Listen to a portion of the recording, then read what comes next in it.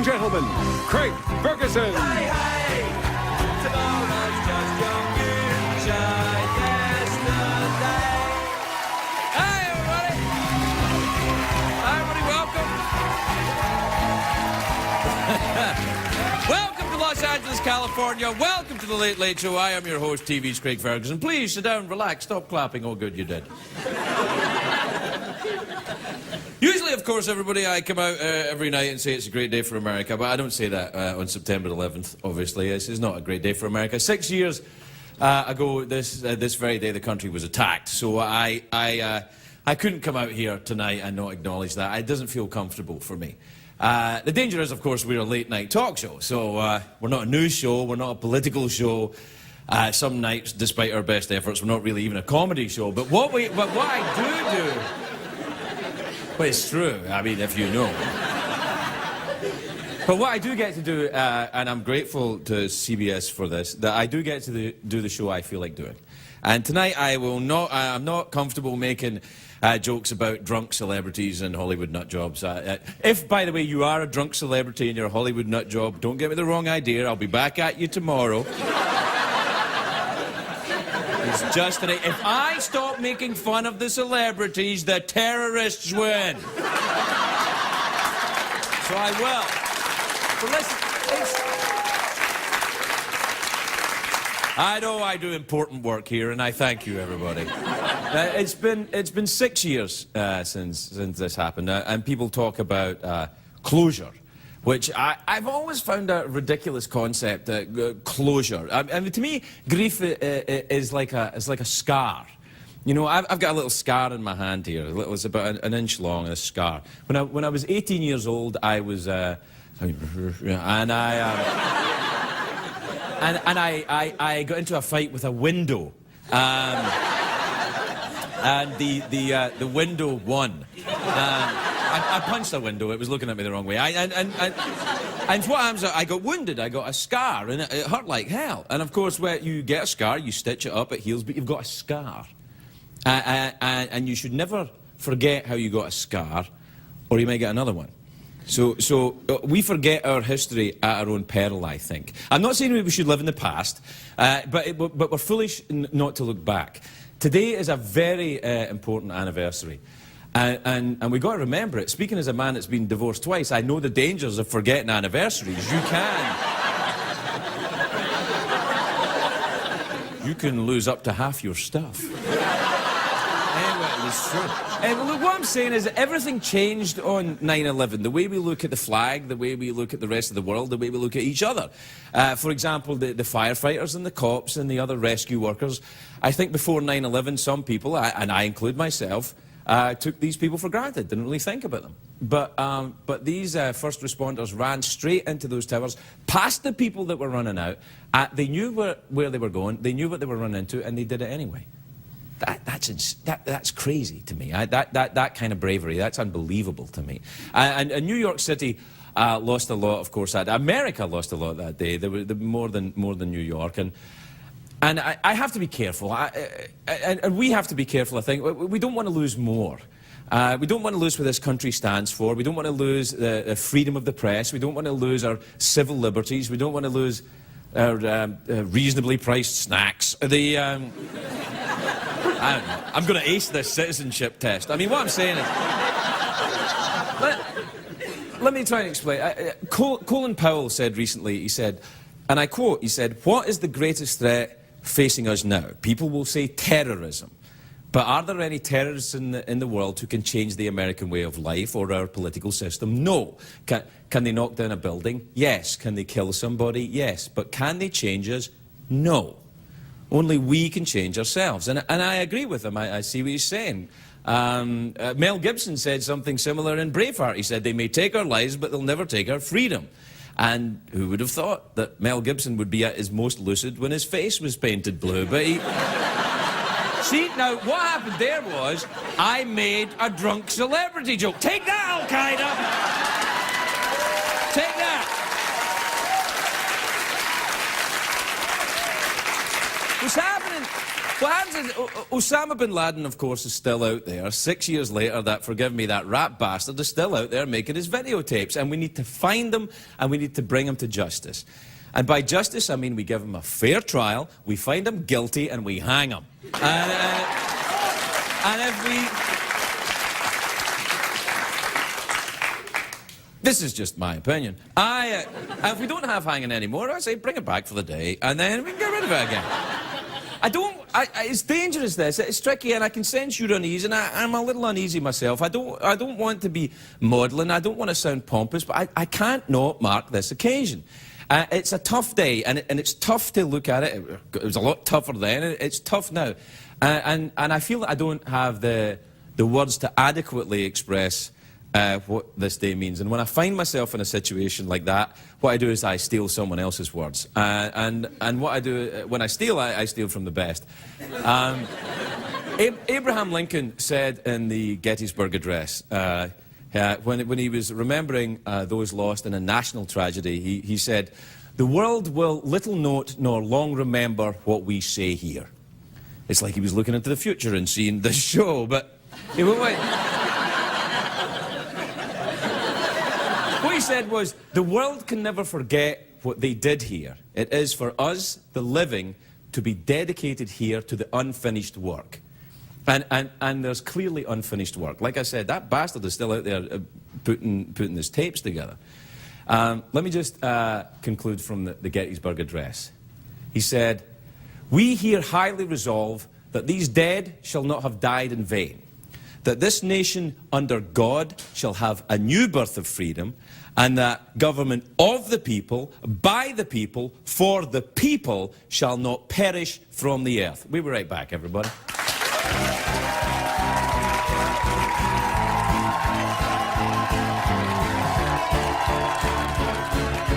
The Late Late Show with Craig Ferguson, sponsored by Mazda.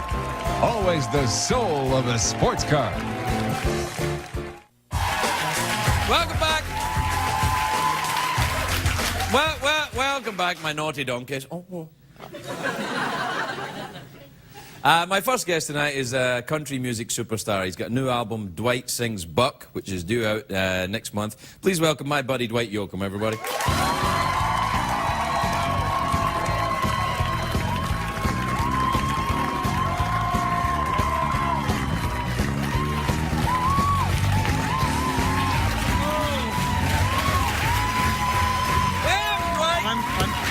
I'm actually relieved.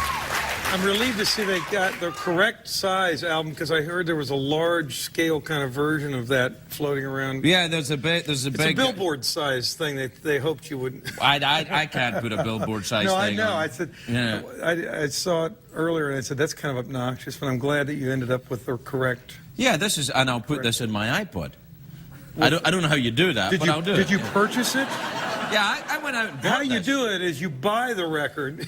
No, I can't afford that kind of money. You know, I mean, what is that? It's like $15 for one of these? I'm not sure. Yeah, all right. Yeah. But worth every penny. I'm sure it is. I'm sure it is. It is. I thank you for coming on today. You know, I never know how to handle September 11th show. Where were you? You know, a lot of people have quit handling it, and it's kind of strange. When you called, they asked if I'd come on. Yeah. And we chose a song off of this album actually that Buck wrote, and it was sublimely poignant. You know, Buck was a very happy guy and always kind of, you know, a shrug and a smile, and as I was doing this record, I didn't realize the depth of emotions that I would feel and what his songs would bring to me emotionally. And that song, when you asked about today, although it doesn't deal with the things specifically about this, it's more of a love lament, but it's about remembering. And that's what this is about. How do you remember it? What were well, you know.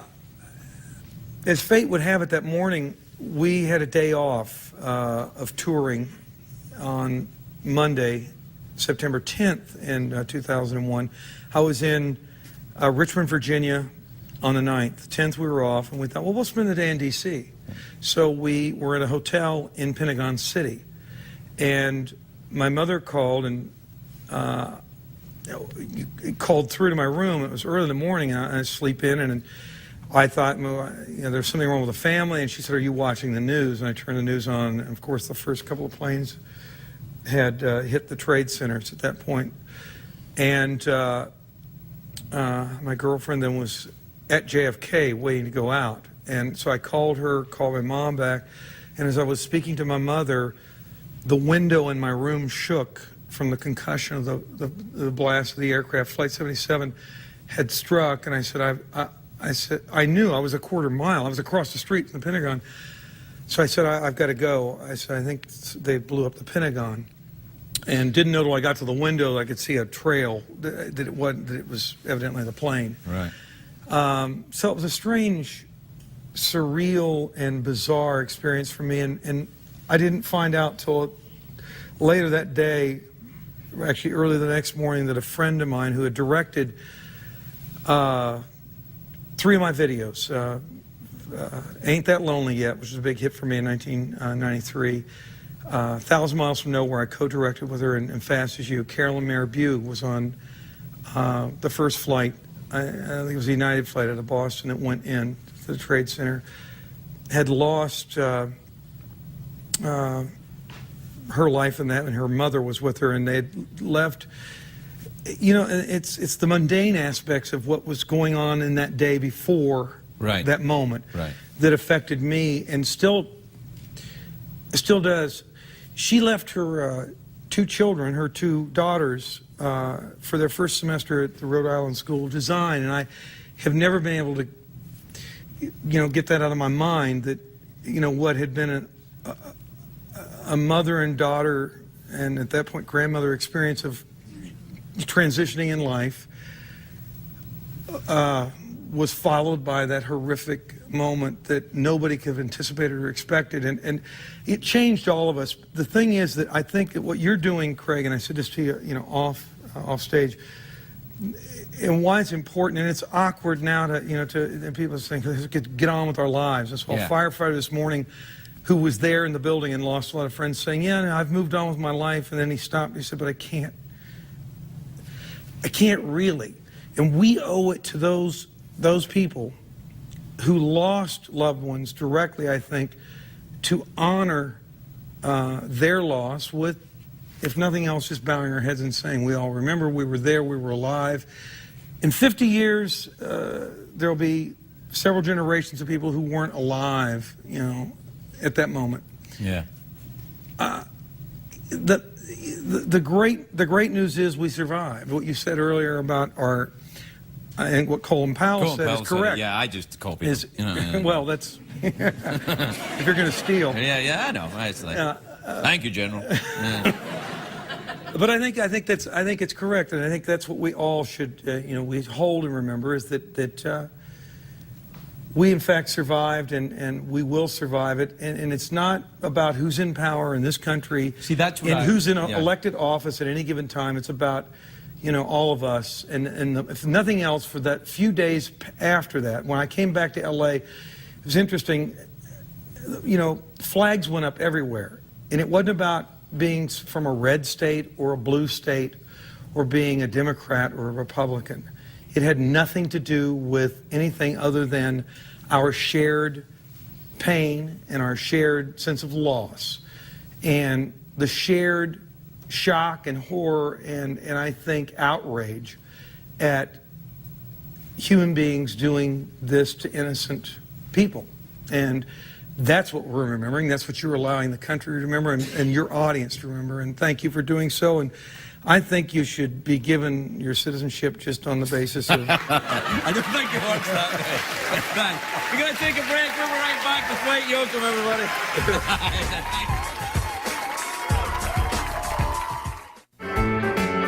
You got me dreaming those dreams again, thinking those things again. I gotta take you back just one more time.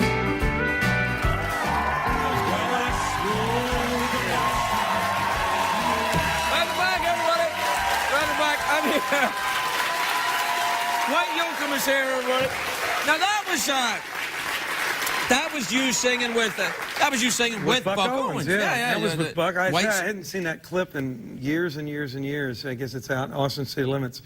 We did that, I think, in 1989 or How did you get in touch with Buck Owens? I drove to Bakersfield, walked down to his radio station, walked in on him in his radio station and said, "Hi, Buck."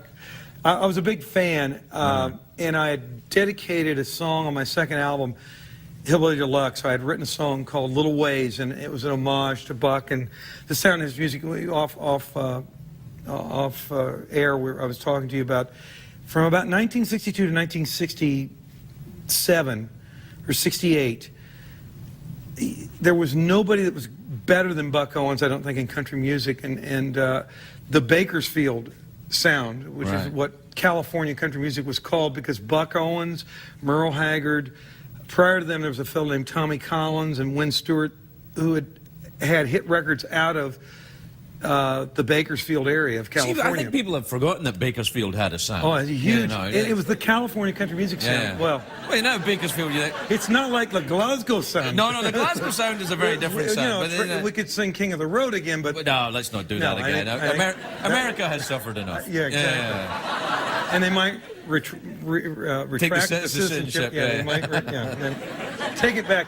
But what Buck did in that 6-year period was amazing in terms of the body of work that he created and the sound that he really was doing. A self-contained honky-tonk band. The Beatles covered Buck in '64. Ringo sang "Act Naturally," which is Buck Owens' hit. Oh, right, yeah. And they're going to put me in the movies, you know. And, and Ringo did a great job with that.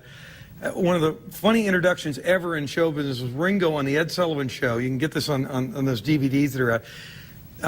What do you mean? You the can DVDs? pay for them. What DVDs? And then you can load them into your iPod. Oh, if yeah, you'd that's like. what I'm saying. Yeah. You get them on the YouTube, the DVDs come through your computer, and you put them in your iPod. There's a Sullivan series. But Ringo leans up and said, "Now here he is to sing for you, all nervous and out of tune." Ringo, he introduced himself. It was pathetic.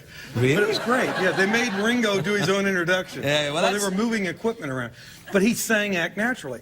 And Buck had that kind of impact. I mean, he was playing at the Fillmore West in 1967. And I, because of my band being a self-contained honky-tonk band when I first started out, and still, the band that's on this record is the band I was on tour with for the past 2 years, and they were doing those songs after Buck died with me. And he's most remembered now, ironically, for his non-musical persona, which was as a comedian on the series Hee Haw, which was the country version of Laugh-In. I'm familiar with Hee Haw. Yeah. It's there's many things that I love about these United States. And Hee Haw's but one of Hee them? Haw ain't one of them. Oh. No.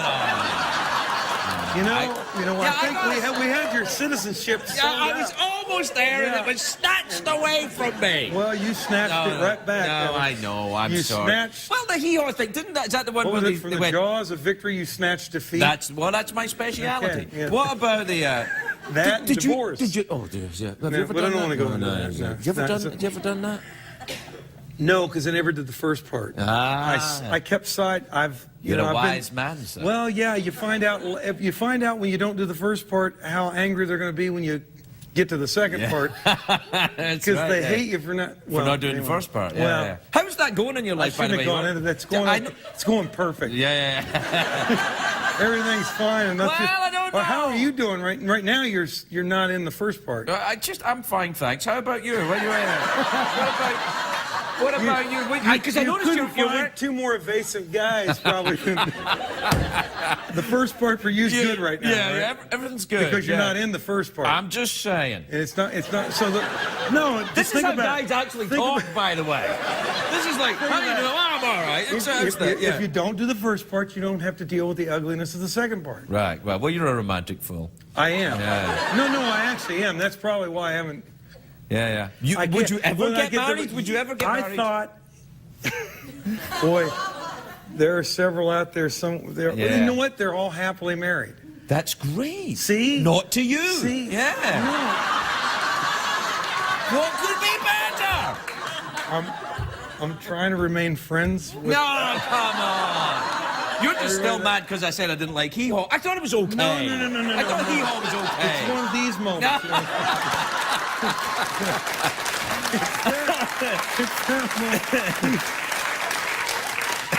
No, but I'd never do that again, by the way, with the hat. That's, unless I do this. yeah. And that's another whole. That's a whole bit different of thing. tyrant history, and we don't want to go into that. We don't want to talk about Throw the bastards out. No, that's the foundation of this country. I'm I'm trying to catch you back up for your citizenship test. I know. Well, basically what happened, I think, is that the British... Right then out. Yeah, the British would come over, you threw them out.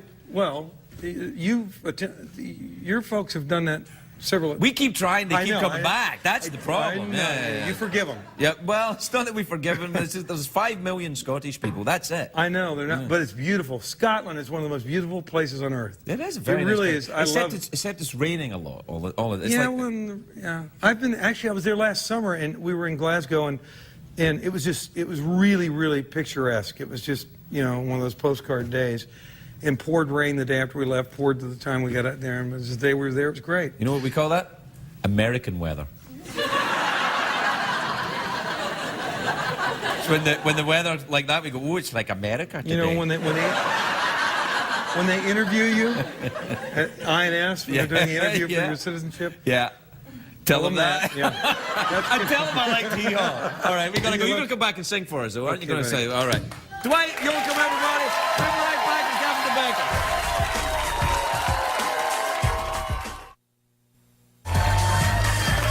Welcome back. Welcome back, everybody. Welcome back. My next guest is widely regarded as the nation's leading expert on violence and terrorism. He's got a book, Fear Less, which is currently in stores. Please welcome Gavin de Becker, everybody. Gavin de Becker.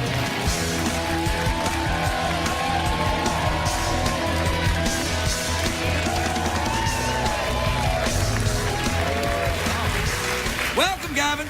They stand up for everybody? They stand up for everybody. Ah, Well, they stand up if you're an expert on terrorism. They're not quite sure which side you're on yet, but once they know, they'll be fine.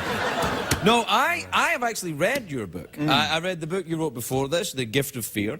And I have read this, Fear Less, which is the truth about risk, safety and security in a time of terrorism.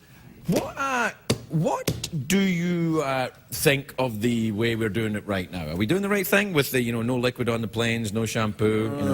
No, we're doing a lot of the wrong things. I Really? think. Why? Yeah. Some, I think that, airline security is an important topic. It was before 9/11. There had been plenty of other incidents where people tried to fly airplanes into things. And the government knew that and chose to do, rather than strengthening the cockpit doors, which is the important procedure, chose to do airline screening.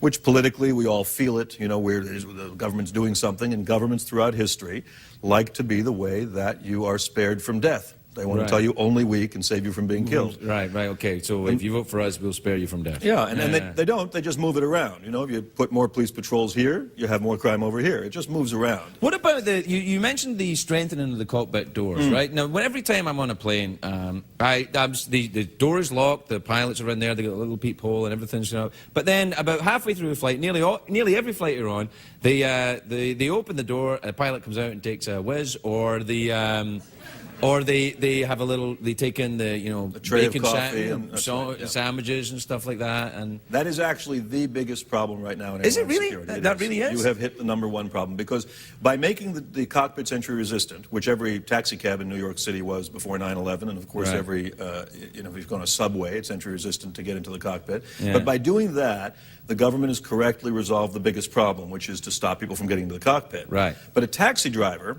alone at night at 2 in the morning in New York City, does not stop every 3 blocks and get in the back with you. Right. Yeah. And so I know a couple of guys who actually will do that. And you're out at 2 in the morning, so you're finding them. You can find them. Yeah, you've got to pay a little extra, but you can. But to open the cockpit door, one of my recommendations in this book is to stop all meal service into the cockpit. You either pre-stock the cockpit, which is easy, Sandwiches? 5-hour flight, sandwiches are just fine, or you have a pass-through door. But to open the door during the flight, What's and then a to do it, door? It would be a small door that opens like you have in a prison cell. And you pass the food through. Hey, you want your food left? Exactly. Yeah, all right. But to open the door is to defeat the entire purpose of the door, and it doesn't happen just once during a flight. It happens 6 or 7 times, and in fact, the flight attendants who visit the cockpit a lot, you want some coffee, you want some tea, you want some sandwiches, are the ones that are most popular. So you always have them going up and knocking on the door, and the bad part is, now if someone gets into the cockpit, The cockpit door is entry resistant. they So the can rest lock it. of us, who really are the heroes of the incidents that happened after 9/11, Right. there were many incidents after 9/11 with people trying to get into the cockpit. I remember, mentally ill, yeah. all stopped because the passengers now have been trained by the best training film in the history of the world, Right. which is the events that we saw at the World Trade Center. That's right. So, if someone, tries to hijack a plane now, everyone would say no. But if the cockpit door is locked and the guys get in there, then you've got some That's the problem. That's Yeah, correct. yeah, yeah. So you've identified something. But what that if I would what if think- the pilot needs a pee-pee, though? I mean, in some of these flights, you're doing coast to coast 5 hours. I mean, these pilots are, big tough guys, but you got to go when you got to go. Maybe bladder training is the important Bladder thing. training? Yeah, I think so.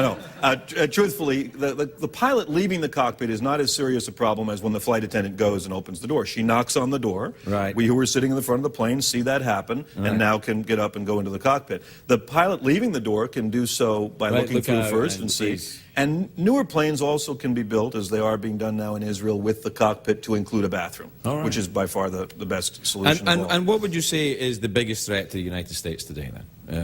If not, pilots going to the bathroom? Probably turning our own precautions against us in the way that the governments do. Throughout history, terrorism has existed, so that is a Sure. given. Violence has always existed. It's the only way to deal with very powerful governments. The only option that you have if you're an adversary is terrorism. That's always existed. And always throughout history, the precautions we take are vastly more damaging than the incidents themselves. We've got an incident in 9/11 that is the only time in 230 years that Americans have had a profound transnational terrorist incident on our soil. Right. So for something that happens once every 230 years, we have literally turned the country upside down, so that now the population buys into all variety of precautions. Our mail is read, email can be read, habeas corpus has been let go of. Things that if bin Laden had said, do this, if he had said, I want you to do this or I'll put bombs around, I want you to give up habeas corpus, I want you to give up all kinds of Can you explain freedoms what and you mean rights, by habeas corpus? which is the right not to be able to petition the government to not be held against your will. Right. So, for example, those 600 people and ultimately the 3,500 people who were held without attorneys in the aftermath of 9/11 didn't have their habeas corpus rights met. Right. If a terrorist had asked us to do that, we would have said no way. Right. But we, in fact, did it to ourselves. So I'm answering your question, what's the greatest danger? It is that the reactions to terrorism are invariably more potent, powerful, and devastating than the terrorism itself. Terrorism. So what should we be doing then? What precautions should we take? What can the average American who's traveling on an airline or moving around? I mean, because you talk a lot of that in the previous book and this about what individuals should and would actually do. What would you recommend? Well, I do recommend many of the things that we have done. I recommend entry-resistant cockpits on airplanes. Right. I don't recommend taking away of all the little liquids and putting them in plastic and taking off your shoes and standing on one foot and all of the lines and all of the things that have been done to make air travel profoundly unpleasant, but profoundly nice for government, because governments love it when people will do exactly what you tell them at every second. But what That's all possible, governments, not this possible advantage would any government get over, taking people's shoes off in an airport? It's not like, oh, haha, now their shoes are off, we can snatch power. You know what I mean? It's, You know what's funny? I think it's exactly like AHA. Really? Yes, I do, because AHA, now they'll do anything in the world because they're afraid. Oh, I see what you mean. Right. So you use the fear. Exactly. Who was it? FDR that said that? He said nothing to fear but fear itself.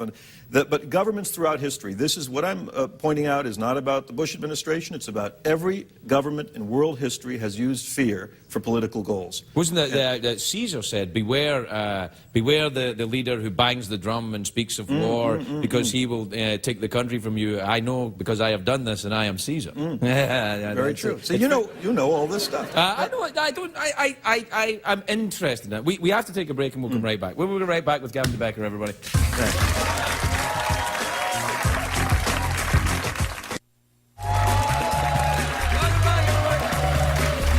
Welcome back. I'm here with Gavin de Becker, who, amongst other things, is an expert on the behaviour or the anticipating the behaviour of people who may be violent, both in a terrorist or a domestic situation. That's kind of your stock in trade, Yes. right? I remember reading in your first book, you talk about it's a good idea not to watch the local news that much, given the fact, because you always see stuff that'll scare you. Do you think that the media, and I mean, I'm kind of leading you with this question, I guess, but the media hypes up the fear for their own benefit? Sure, that's the business they're in. The Right. business they're in. 45 hours every day in every major city of new original production designed primarily to cause fear. And a lot of it aimed at women, which is to make women believe that you can't possibly protect yourself and that only men can do it for you. And so you have all these scare stories. You know, they really ought to begin the news, I'll say the Channel 2 news, with, you know, welcome to the Channel 2 news. We're surprised you made it through another day. Right. And here's what happened to everybody who didn't. And then there's the death litany, all the ways we die. And how do they actually, I mean, because obviously these things are happening, they're not making up incidents, but how do they report them? Is there a style of reporting? There is both. There's a style, and there's also the fact that today in the satellite age, we get the news from anywhere on Earth that an airplane happens to fall to Earth, we get the footage. Right. So you're getting on a plane, you think, oh, I saw that terrible airline disaster, and so it's with satellite. I remember being in a hotel, and I saw a terrible fire downtown on the news, and it was muted, which is my favorite way to watch the news. It looks great. Very serious. And a lot of people watch me that way, you know. I didn't realize you had sound until I got here tonight. Anyway, they have this, they had a fire, and you see the ambulances, and you see all that stuff, and I think, oh, I better learn what this is, and you turn it on, and it's in Caracas, Venezuela. Right. That fire can't possibly interrupt my plans for the day. It can't hurt me in any way. So we get police chases that are from Australia and New Zealand. We get it all every day. There is enough in the world to do it. And then there's the strategies. After 9/11, for example, they used, I saw a story about a cyclone, and it said, next up, direct hit on a small town. Well, they know what we're thinking about, direct hit on a small town. Or terror in the sky. That was a story about a very turbulent flight. Right. When we hear terror in the sky, we think, oh, geez, it's another terrorist incident. Right. So all of the language that's used, all of the, you know, the warning signs. Next up, an expert tells you the warning signs you need to know about such and such. In my office, we've got this joke that it'll be, next up, burglars who hide out in your purse and rob you when you get home. And then there'd be the warning signs. Purse extra heavy. Voices coming from purse. They're all like that. I've had voices come from my purse. But what profits? I mean, because no one really does that. I can't believe that people just do that just to scare you. What's in it for a news organization to scare you? What's in it for them? How does it turn into money? I'll tell you exactly how it turns into money. Because that's why they'll do it. You know, 100 years ago, the town crier would go down the street and say, 11 o'clock and all's well. And the town crier of today, the local news, goes down the street and says, 11 o'clock and mother's milk causes cancer in children. Right. Anything to get our attention. What happens, to answer your question, is nothing gets our attention like fear. Right. You can't hear, next up, an expert tells about the dangers of dust to your children. Vacuum cleaners can kill your children, and not, you think, oh, shit, I got to watch that now. Right, of course, you have to. And next up, turkey that killed 4 on Thanksgiving. You got to watch about the turkeys. Yeah. And so it's the only one you never hear is, next up, a new study that says television news causes stress, suicide, drug addiction, and hypertension. Yeah, right. All true, by tell you that. Yeah. Good to hear that applause. Take that, hand that feeds me. We go right into the news now, right, of course. How then, slightly moving off that a little bit for my own personal safety. Sure. How should we mark this day, in your opinion? How would you mark, how would you remember the terrible events of 2001? Well, I think that, to me, an important thing to take away from this is that in these last 6 years, we have not had another transnational terrorist incident in America. The only one we had that was close, the man who could have set fire to explosives in his shoe, was stopped not by government but by civilians on the plane who observed what he was doing. So I think we can look at this day with some gratitude that we have a record, one profound transnational terrorist incident in our history, one, that any other nation on earth would trade that record. It's true this is the worst terrorist incident in world history. It is. And it's my belief that it will remain so for hundreds of years. That is my belief. Wow. So you think we should remember that? And I kind of want to take you up, even although we're kind of out of time, but I want to just talk to you about, given the fact that we haven't had those incidents, and we have been following all these procedures, like taking our shoes off, has that helped?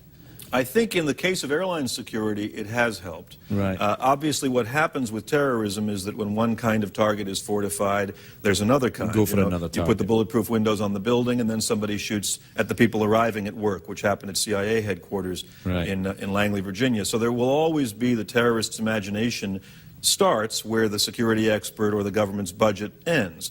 But I think that if we say that these procedures in recent years are responsible for no terrorism since 2001, then we have a big question to ask is, what is responsible for the no terrorism for the 200 years prior to that? Yeah, well, there you have it.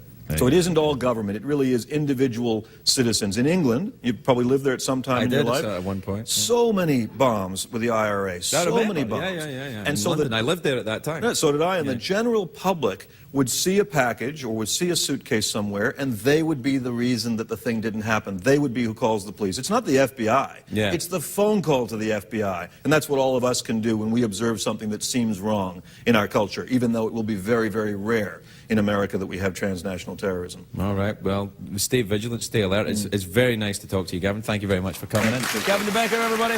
We'll be right back.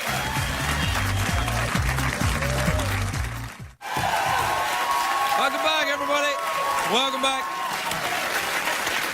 Well, here he is again, performing Only You. Please welcome my lovely friend, Dwight Yoakam, everybody. Dwight Yoakam.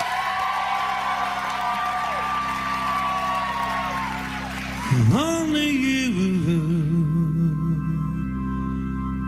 can make my dreams come true. Only you can turn my skies to blue. Love like ours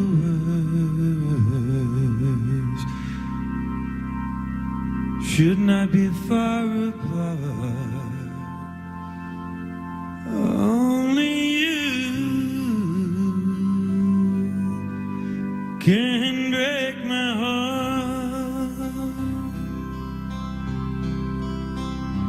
Only you can end these sleepless nights. Only you can make things turn out right. You and you alone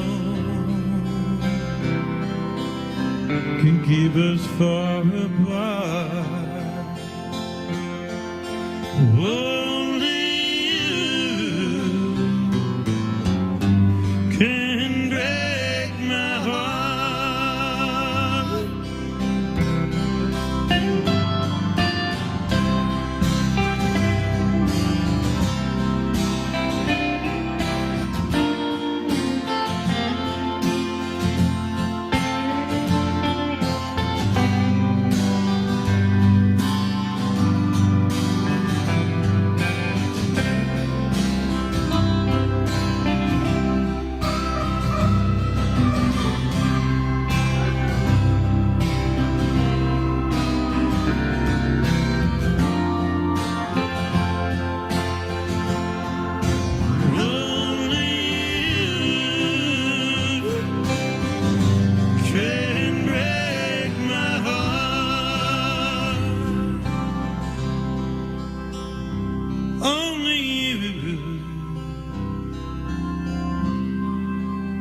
Can make my dreams come true.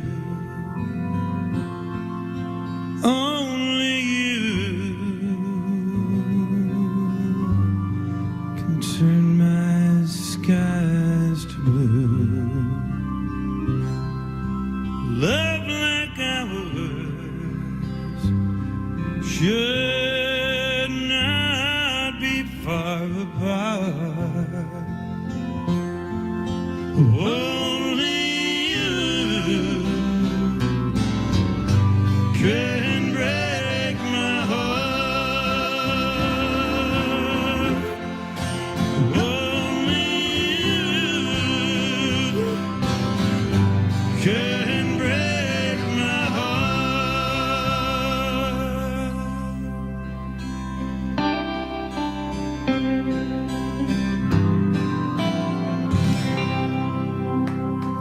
Thank you, Eddie. Thank you, Skip.